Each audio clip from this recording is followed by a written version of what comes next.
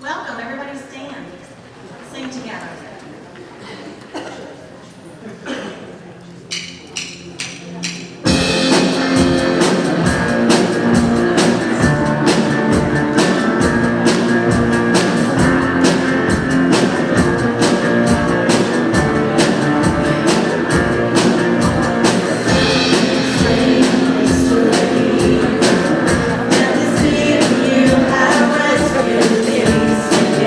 Jesus is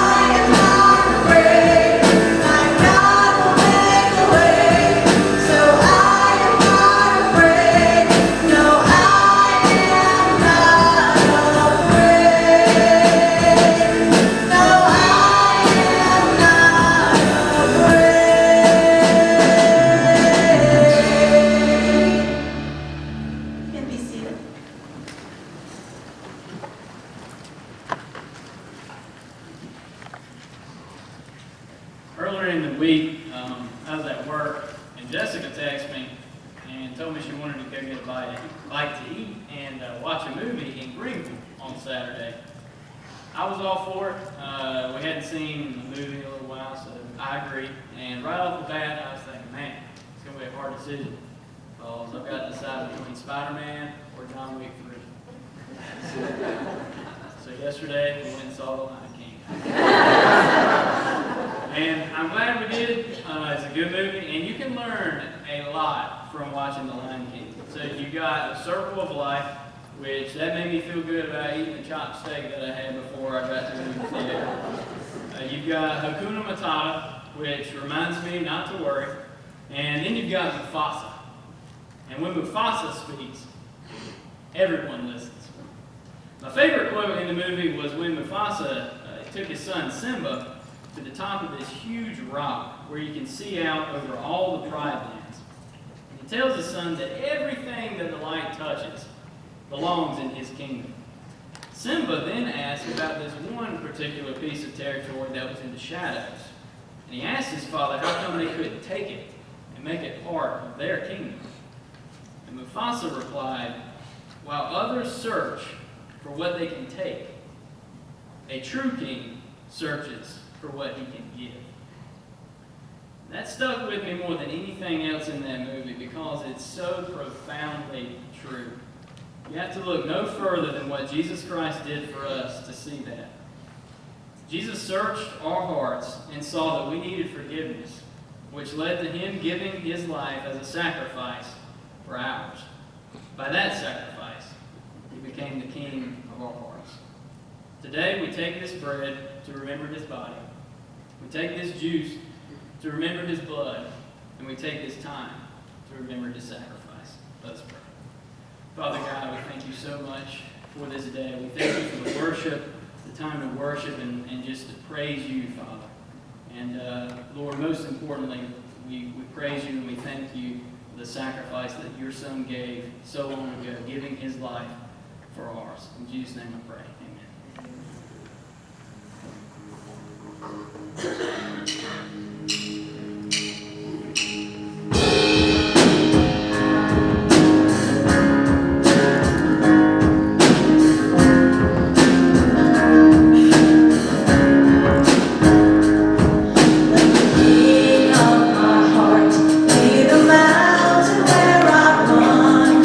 Mountain I drank from, oh, he is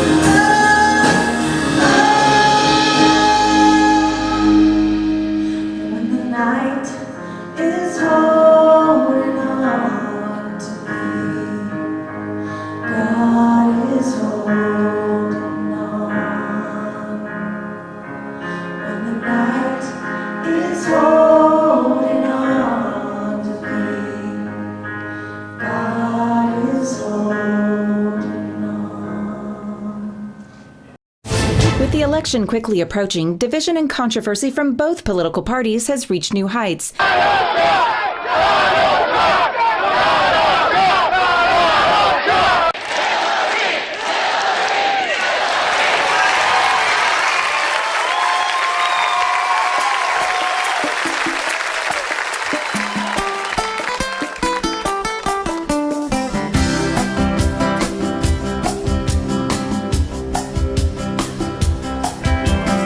I had a wonderful dream last night.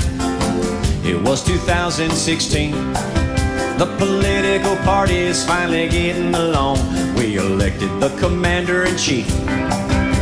History in the making, first time a candidate won every single last vote. But at the swearing-in, he was nowhere to be found, 'cause he was sailing away on a boat. Now we're all wearing flip-flops, our suits are gone, palm trees swaying on a White House lawn, parrot heads in the parking lot, a cheeseburger in every pot. We got Margaritaville, it's a national song, and there's a woman to blame if it all goes wrong. Approval rating is 100%, 'cause Jimmy Buffett is the president. Long speeches, just white sandy beaches. Yeah, we got nothing to lose. No Bush or Obama, just Tommy Bahama, sponge cake and a new tattoo. I'm just strumming my six string out on the west swing. Smell the shrimp beginning to boil. Hey, what's that glare up on the Capitol stairs? Just the senators covered with oil.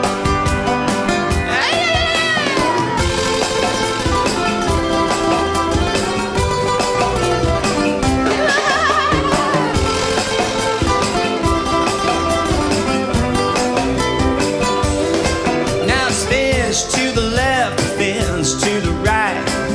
Come Monday, it'll be alright. No filibuster, no gridlock. The time is permanently 5 o'clock. We got Margaritaville, it's a national song, and there's a woman to blame, but it's probably my fault. Approval rating is 100%, 'cause Jimmy Buffett is the president. Jimmy Buffett is the president. Jimmy Buffett, he's the president.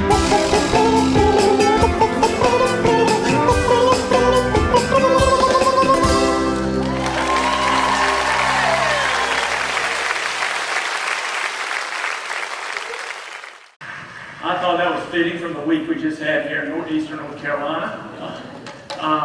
So it is good to see each and every one of you here with us this morning. Hope you had a good week and have enjoyed the perfect, and I do mean perfect, weather conditions that we've been having over these last 10, 11, 12 days. And I'm just praying that it will continue on and keep going on. But it is good to see you here. I want to go over some announcements here in just a second. But first, last Sunday afternoon, Colby Case was baptized for the forgiveness of his sins and the gift of the Holy Spirit in the river. Actually in the river. And so let's give him a hand and welcome him.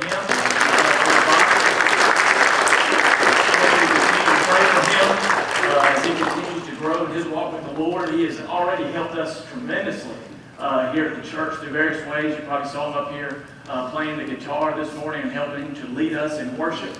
And we certainly thank him for what he does for us and what he's going to do for the Lord's church. And for God's kingdom here on earth the rest of his life. So continue to pray for him. 2 announcements I want.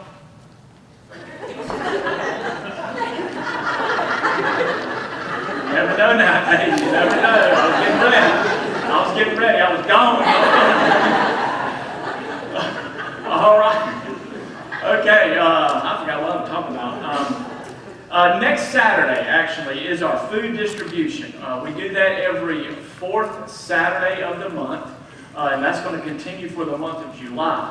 As we enter into the month of August, from then on, however, it's going to be the 3rd Saturday of every month. So we do want you to be aware of that. So the first one in August will be August 17th. Okay? But next Sunday is our food distribution for July. I want to encourage you to come on out here and be a part of that. I know everybody's got all kinds of activities and plans during our summer months, but I want to encourage you to come on out. We are out here from maybe 10:30 till noon at the latest. And so I just want to encourage you to come on out and help with that particular ministry. It's a great opportunity to serve and to show people the light of Jesus, for us just simply meeting a physical need that people need, and that being food. And we see and we read through that all throughout the Gospels. That's exactly what Jesus did as he was here on earth in the flesh. He was meeting people's physical needs that they had, so that he had an opportunity to be a relationship with them to meet a spiritual need that everyone has. So I want to encourage you to be a part of that next Saturday morning. It starts at 10:30. We're normally out of here by no later than noon, so just be aware of that. Also, when you leave out of here this morning, as you enter into the foyer, as you go out there, on a table is going to be some invite cards for our Worship on the River. Worship on the River this year is Sunday, August the 18th at 10:30 down at Roanoke Christian Service Camp. The address is here on the front of the card. The time is here on the front of the card as well. And then also, of course, the address is there, and it's also on there making a note for people to understand that lunch is provided on that particular day. So we're going to have a pig picking that day. We've got potatoes, string beans, coleslaw, and drinks. We're just asking everybody to bring a dessert to share on that particular Sunday. So we're going to spend all day down there. A great time. We've got a tent that we have rented, so we're going to be actually right on the edge of the water there, closest we can get to the river. So I encourage you to come on out and invite people. We set a goal for that particular Sunday, and I think we might have set it a little small actually. But our goal for Worship on the River is 250 people.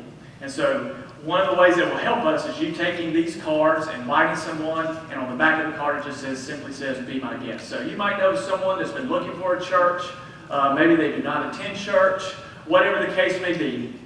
And so this is a great opportunity and a very informal setting for someone to learn and to hear the message of Jesus. So I want to encourage you to grab. We put these in bundles of 5.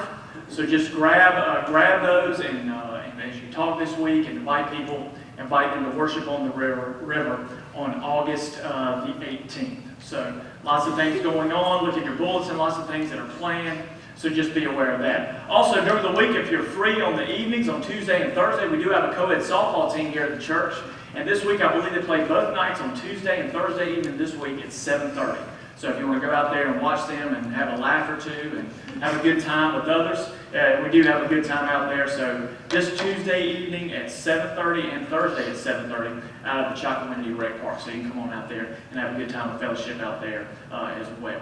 All right, entitled the message this morning, Trouble with the Curveball. Life always throws us curveballs. And in 2012, there was a film, and the title of the film was Trouble with the Curve. Trouble with the Curve. And it was the fictional story of a baseball scout. And what this baseball scout was doing, and his name was Gus actually, and in the film, he was sent to a high school in Texas to scout a baseball player at that high school who was the next can't-miss prospect. I mean, this guy had a great batting average. This guy hit home runs. He had a lot of RBI. He was able to do a lot of things, playing the field very, very well. But when the scout got to the high school, and the movie tells it, so it's a fictional story, but as the movie goes through, as he gets to that high school, he starts hanging out, and he starts watching film, and he starts watching the games that this can't-miss prospect is playing, he notices one thing, that this guy cannot hit the curveball. If the pitcher would throw a fastball, boom, he had no trouble with that. If he would throw a slider, he would have no trouble with that. Even in Texas, they had this one high school there locally that even threw a knuckleball. And this guy had no trouble with that either, but he could not hit the curveball. And then while that storyline makes for a good baseball movie, and those of you who have maybe seen that movie, it resembles many people's trouble in responding to the curveballs of life. To the curveballs of life. We're often comfortable when life is coming at us straight on. When life throws us curveballs, however, we struggle to make sense of what we're seeing. And we convince ourselves this can't be what we should be going through. And those of you who have played baseball before, I didn't play a lot of baseball, but what they tell me is when you get locked into that fastball and that guy's throwing in there and you get the timing just right, it's easy to hit that. But they still say to this day, and Clayton Kershaw, who's a pitcher for the Los Angeles Dodgers, still says to this day that the toughest pitch for batters to hit many times is the curveball. Because they get locked in at such a certain speed, and then you have this curveball coming in there, it looks like it's going to hit them right in the head, and the last second, it drops out, just going about 78 to 80 miles an hour when they're used to those 95-mile-an-hour fastballs. And in life, it is much the same way. We get used to things coming at us straight on. But when the curveballs of life happen, man, that sometimes gives us all trouble. And this morning, that's exactly what we're going to try and tackle for us so that when we leave here this week, because I can guarantee you there are some of you in this room already this summer who have had a curveball thrown at you. News that you did not expect.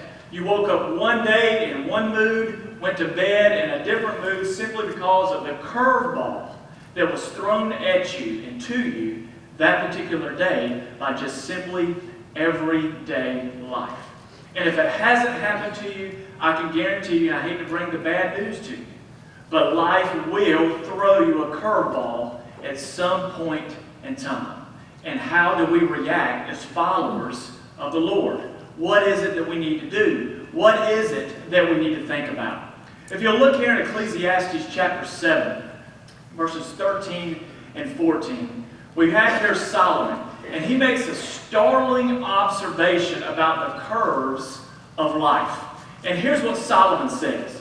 He says, "Consider what God has done. Who can straighten what he has made crooked? When times are good," he says, Solomon says, "be happy. But when times are bad," he also says this, "consider this. God has made the one as well as the other. Therefore, no one can discover anything about the future." See, in these verses, Solomon points out two unsettling realities of life and asks the reader, which is us, to make two considerations. Think about these things, he's basically saying. When we follow the wisdom expressed in this passage, I can guarantee you that we will find confidence to be patient when responding to life's curveballs.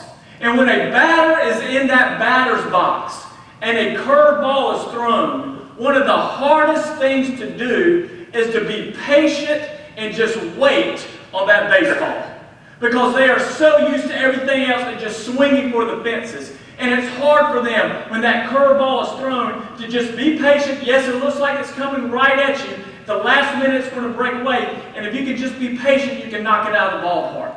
And life is just the same way. We need to learn to be patient. Be patient. That's one of the things that we struggle with, I believe, more so than anything else in our Christian disciplines, is to just literally be patient. Be patient. Everything is going to work out. You see, the first reality that Solomon acknowledges has to do with the crooked things of life. He wrote there in verse 13, "Who can straighten out what he has made crooked?"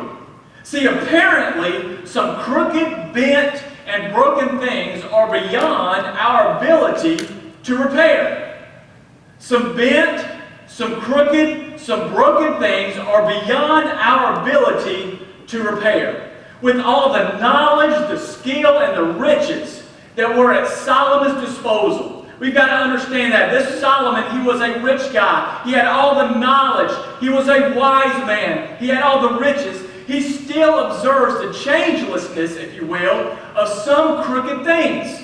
He understands that. He had everything at his disposal.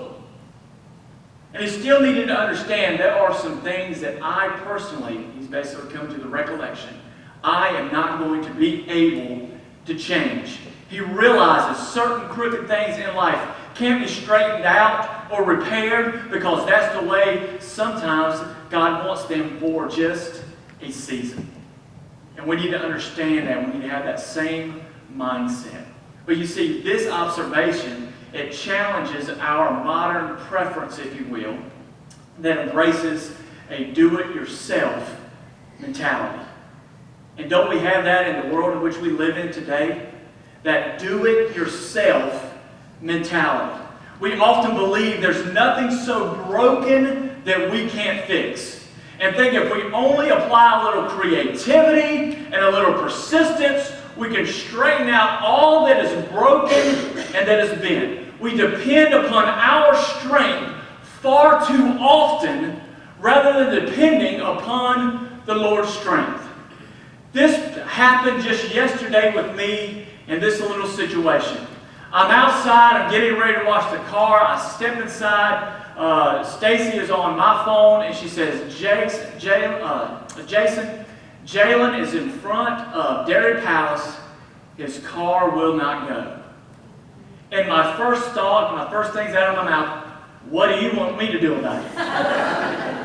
What in the world can I do about it? All right, I can go there, I can look at it all day long. It still is going to be sitting there in front of Dairy Palace. Well, I was able to get over there. I guess Stacy thought I could fix the situation. I was able to get over there, and I was able to get it to Jeff's shop, but barely. I was able to do that. But in our life, isn't that how it is so often? That where we depend upon ourselves when we don't know what the answer is. We don't know how to fix the problem. Only who does? It is God. But yet we talk to everybody else except the one who has the true answer. And that is the Lord. And we find that answer through prayer, and we find that answer through the reading of His Word. We'll go to Mom. Not that Mom's not going to give us bad advice. But we'll go to Mom, we'll go to Dad, we'll go to our neighbors, we'll go to a best friend, we'll go to a coworker before we go to God with a certain situation. When we all the time we depend upon Him rather than our own strength and maybe the advice of someone who has no idea what in the world they're talking about. See, Solomon boldly proclaims, however, there are some things no amount of human effort or ingenuity can fix.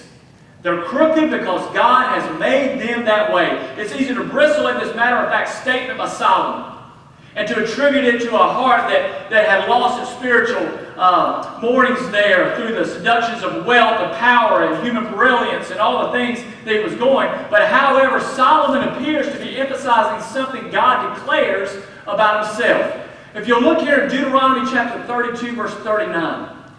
Deuteronomy 32 through 39.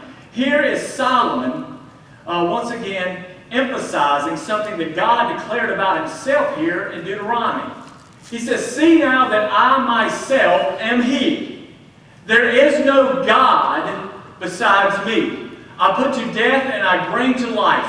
I have wounded and I will heal. And no one can deliver out of my hand." See, we're comfortable with the life and the healing God says He provides in this verse. But the crooked parts of life are something we've got to understand that we've got to work through as well. See, His plan involves for a time, it might be wounding. For a time, it might be healing. He's as much as the God of life as He is the God who's sovereign over death. And we need to realize that as well. So there are the crooked things that Solomon brings to light there in his verse there from Ecclesiastes. And then there are some deep things that we need to think about here. See, the second reality that Solomon directs our attention toward is that some knowledge is too deep for us to comprehend. There's some knowledge that is too deep for us to comprehend. I can remember as a young boy asking my mother and my father this question: where did God come from? How many of you ever asked that question as you were growing up, maybe to your mom or dad? If you didn't raise your hand, you're lying. We've all asked that question. But I stand before you as 46 years old, and there are some things that you cannot comprehend. God has always been, and He always will be.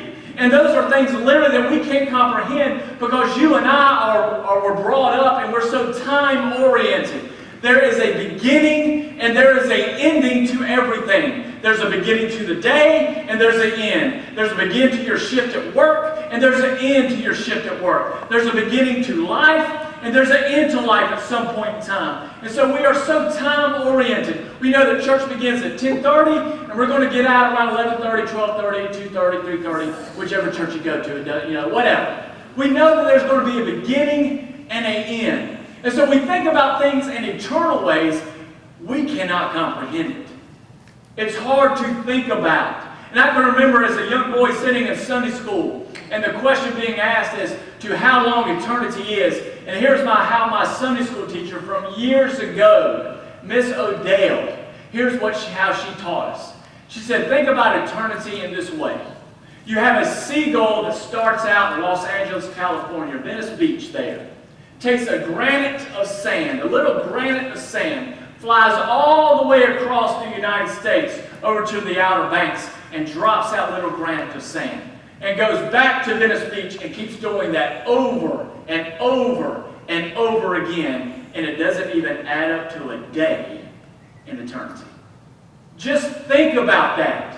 It's hard for us to comprehend. And that's exactly what Solomon is bringing light towards us today.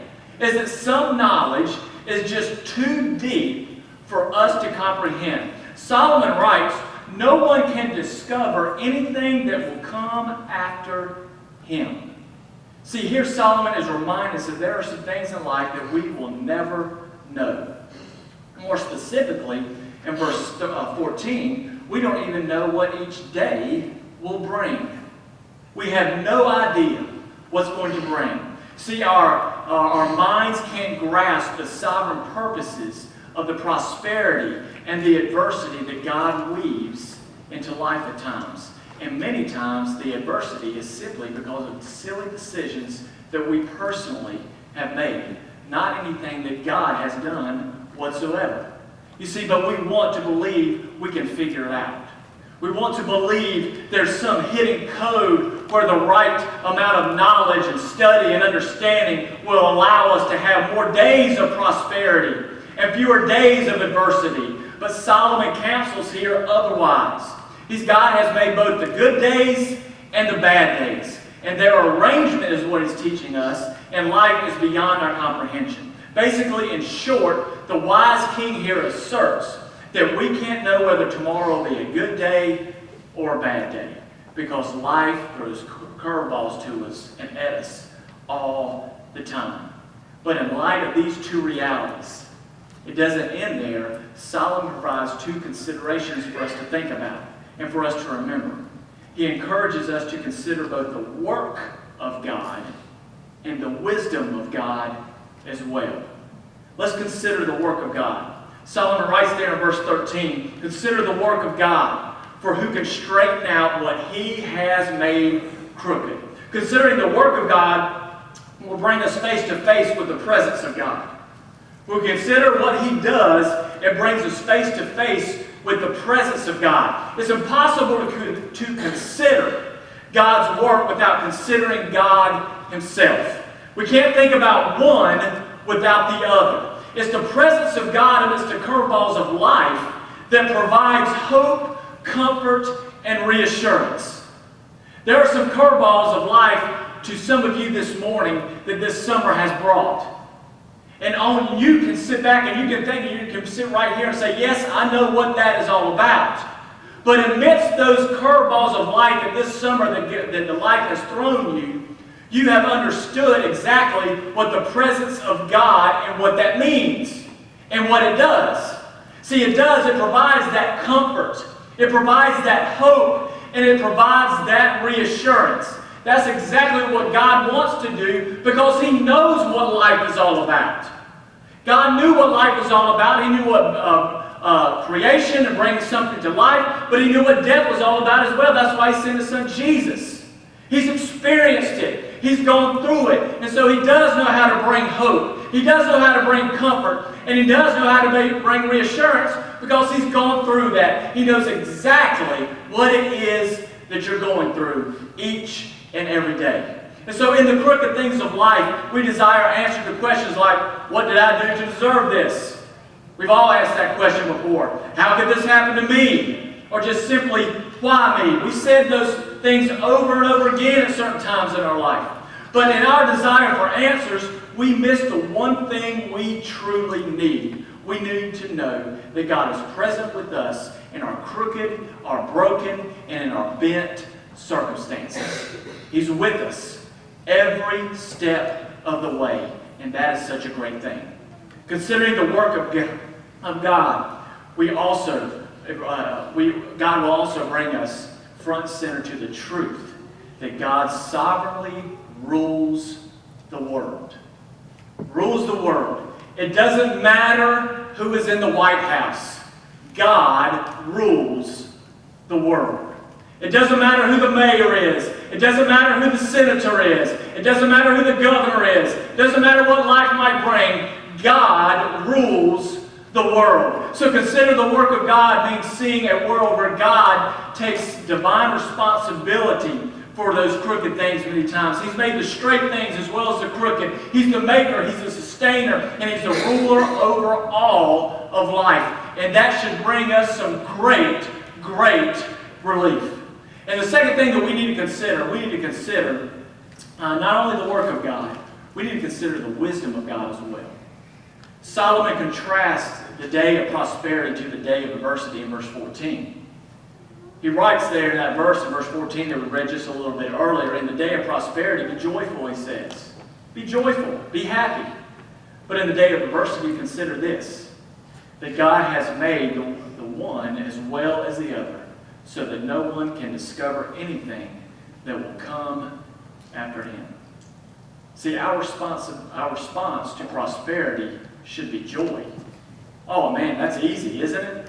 Oh man, we love those times in our life. Simply put, he's basically saying enjoy the good days. Enjoy those times. However, we ought to remember God made the bad days as well.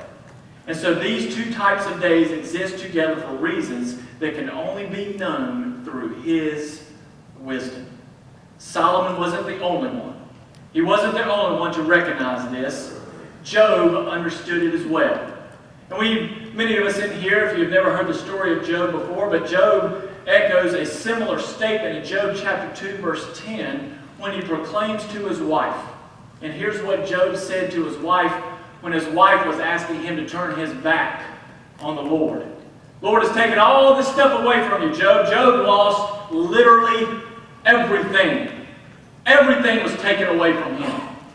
The question was asked to God, and God's reply to the devil was, have you considered my servant Job? And the devil went to work in his life. And here, after Job's wife was asking him to turn his back on the Lord, here is Job's response to her. He replied, you're talking like a foolish woman. How many of us in this room have ever wanted to say that to our wife? You're talking like a foolish woman. You're talking like a foolish woman. Here's what Job says. Shall we accept the good from God and not the trouble? He's basically saying, wake up. And to many of us, it's the same way. This will apply to us. Are you talking like a foolish man, Jason? Wake up. Shall you not consider the good from God and not the trouble as well? See, both Job and Solomon encourage us to remind ourselves God sovereignly rules the world in wisdom. In wisdom. We can't let our circumstances tell us otherwise. Because some days are good and some days are bad. The day is going to go away. There's going to be a new one. And God has ordered our days of prosperity, and we need to understand that. And while we'll never be able to comprehend the arrangement of the good days and the bad, we can find hope, comfort, and reassurance in the divine wisdom that fashions the patterns He knits together for our good and our bad days.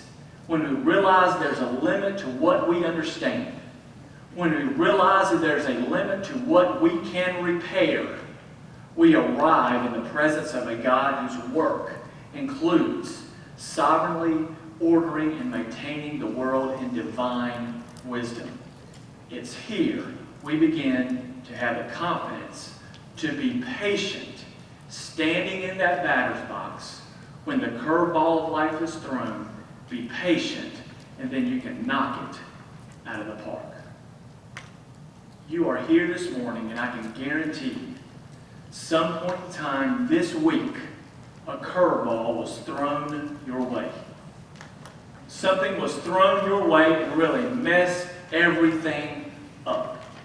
And the statement that I want to leave you with this morning, the statement I want us to all think about is, are you prepared? Are you prepared? Are you ready to handle the curveballs that life can throw? And the first step in being able and being prepared to do exactly that is having that foundation of Jesus. Last Sunday, Colby made that decision.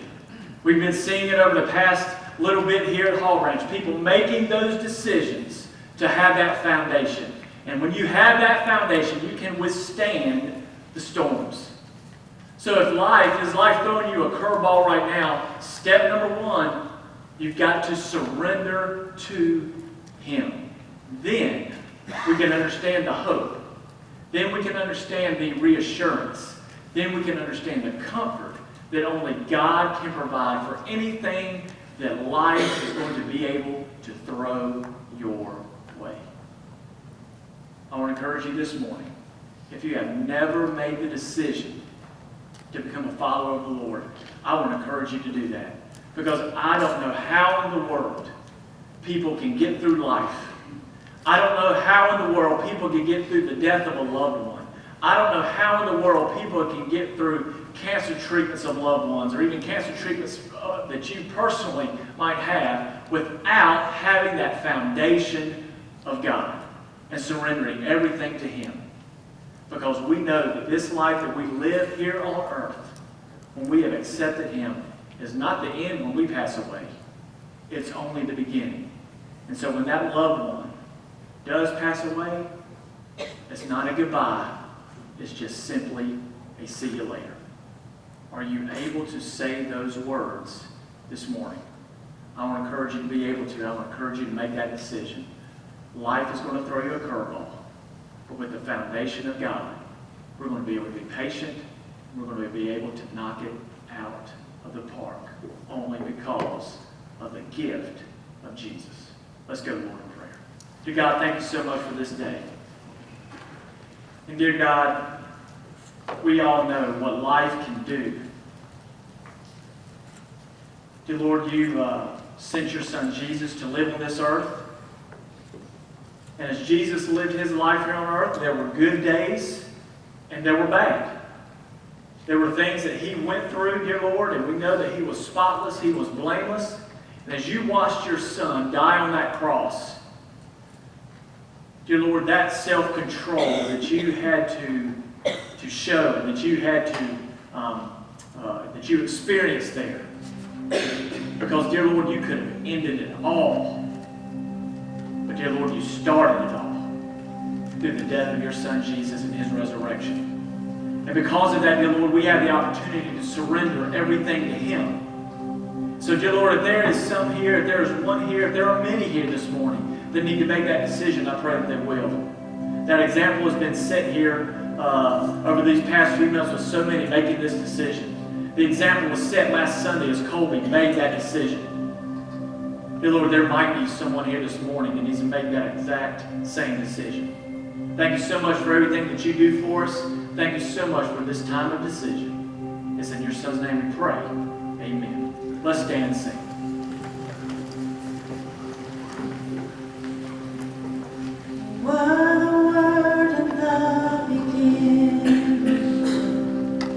One with God, the Lord Most High.